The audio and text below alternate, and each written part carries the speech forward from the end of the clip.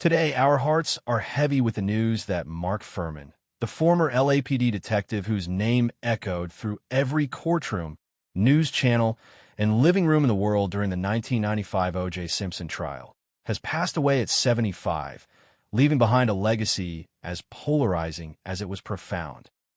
It was early yesterday morning when his family confirmed he slipped away peacefully at his home in Santa Rosa, California, after years of battling a quiet, private struggle with heart complications that no amount of fame or notoriety could cure, passing surrounded by his wife and children, far from the flashing cameras that once defined his life. The news rippled instantly through the legal world and the public square, former colleagues from the 1990s era of LAPD paying quiet respects, true crime podcasters halting episodes to honor the man who became the lightning rod for one of the most famous trials in history, fans and critics alike sharing clips of his intense cross-examination by Johnny Cochran, where he lied about using a racial slur, a moment that shattered his career and shifted the narrative of an entire case.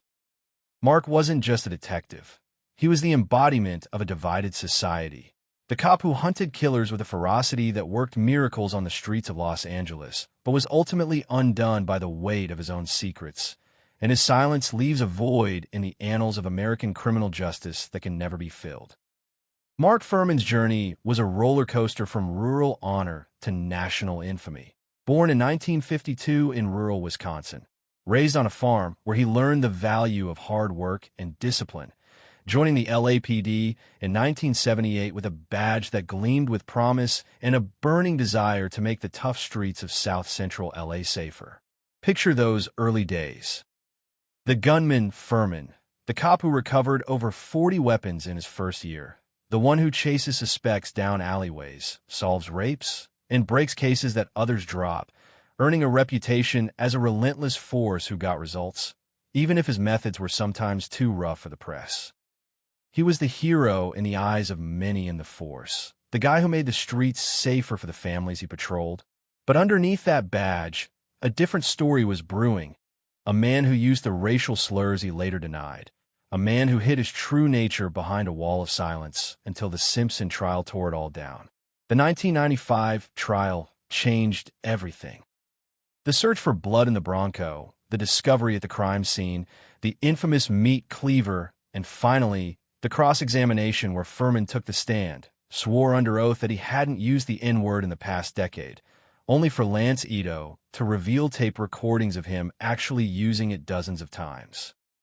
The world watched in real time as his credibility crumbled, the jury doubting every word, the case pivoting on his perjury, and Fuhrman's name becoming a byword for police corruption and racial bias. He left the force shortly after, moved to Santa Rosa, lived quietly, trying to rebuild a life broken by the media storm, writing a memoir, working occasional security jobs, but the shadow of the Fuhrman tapes never lifted. Friends said he'd been struggling with health issues for years, heart disease weighing on a body that had carried the weight of the world for too long, passing as he did his duty without fear or favor, finally at peace. When the news broke, reactions poured like a tidal wave. O.J. Simpson himself issuing a rare statement saying he was a key piece of the puzzle, even if he was a broken one.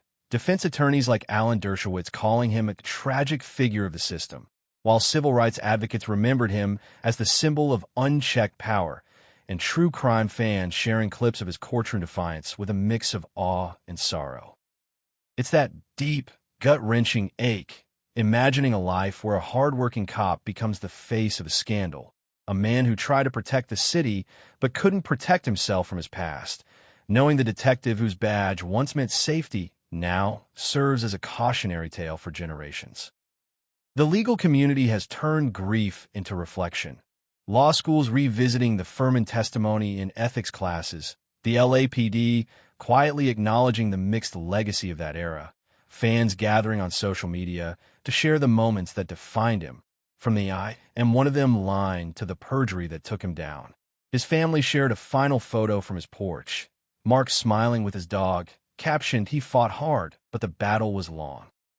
They vow to keep his memory honest, not just as the villain of the trial, but as a man who served, loved and lost, ensuring his story isn't reduced to a sing.